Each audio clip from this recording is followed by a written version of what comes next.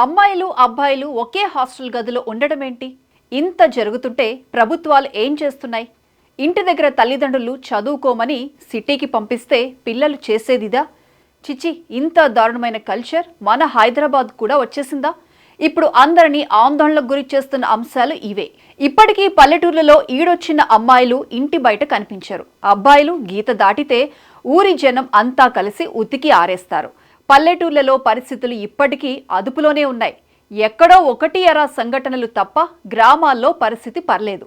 కానీ పట్టణాల్లో రోజు రోజుకు దారుణాలు చోటు చేసుకుంటున్నాయి. ముఖ్యంగా హైదరాబాద్ లాంటి నగరాల్లో అయితే పరిస్థితి మరింత ఘోరంగా తయారైంది. ఎంతలా అంటే పాశ్చాత్య దరిద్రపు సంస్కృతులన్నీ క్రమంగా ఒకటి తర్వాత ఒకటి వచ్చేస్తున్నాయి. అలాంటి పాడు దరిద్రాల్లో ఒకటి అమ్మాయిలు అబ్బాయిలు కలిసి ఒకే హాస్టల్ గదిలో ఉండటం. హైదరాబాద్లో ఇప్పుడు నయా ట్రెండ్ షురూ అయింది. అమ్మాయిలు అబ్బాయిలు కలిసి ఒకే రూమ్లో ఉండే హాస్టల్స్ పుట్టుకొచ్చాయి. వీటిని co living hostels, co living పీజీలు అని పిలుస్తారు. గతంలో ఇలాంటి హాస్టల్స్ ఉన్నా కూడా ఎవరికి తెలిసేవి కాదు. ఇప్పుడు మాత్రం పబ్లిక్గానే ప్రచారం చేసుకుంటున్నారు. సీసీ కెమెరాల నిఘా, ప్రీమియం లగ్జరీ హోటల్స్లో దొరికే సౌకర్యాల సేవలను ఈ పీజీల యాజమాన్యం కల్పిస్తోంది. ఒకే గదిలో అబ్బాయిలు అమ్మాయిలు కలిసి నివసించడం అనేది మన సంస్కృతి కాదు. హైదరాబాద్ ఐటీ కారిడార్ ప్రాంతాలలో ముఖ్యంగా మాదాపూర్, కొండాపూర్, గచ్చిబౌలి, నానక్రామ్గూడ వంటి చోట్ల కో లివింగ్ హాస్టల్స్ పుట్టుకొస్తున్నాయి.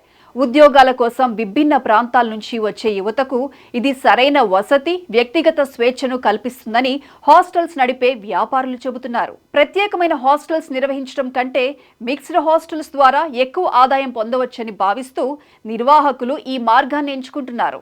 ముందుగా డిపాజిట్, నెలవారీ ఛార్జీలు భారీగా వసూలు చేస్తూ వాణిజ్య లాభాల కోసం సాంప్రదాయ కుటుంబ విలువలను నాశనం చేసే విధంగా వ్యవహరిస్తున్నారు. అయితే కొన్ని చోట్ల ఒక అబ్బాయికి ఒక అమ్మాయిని ఏర్పాటు చేస్తూ నీచమైన వ్యభిచార పద్ధతులు కూడా అమలు చేస్తున్నారన్నది మరింత ఆందోళన కలిగించే అంశం.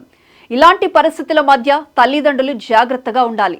పిల్లలను కష్టపడి చదివిస్తున్న వారు తమ పిల్లలు ఎక్కడ ఉన్నారు, ఏం చేస్తున్నారు అనేది తప్పనిసరిగా తెలుసుకోవాలి. వారిపై నిఘా ఉంచాలి. లేదంటే ఏదైనా జరగరానిది జరిగితే అప్పుడు ఏడ్చి ప్రయోజనం ఉండదు.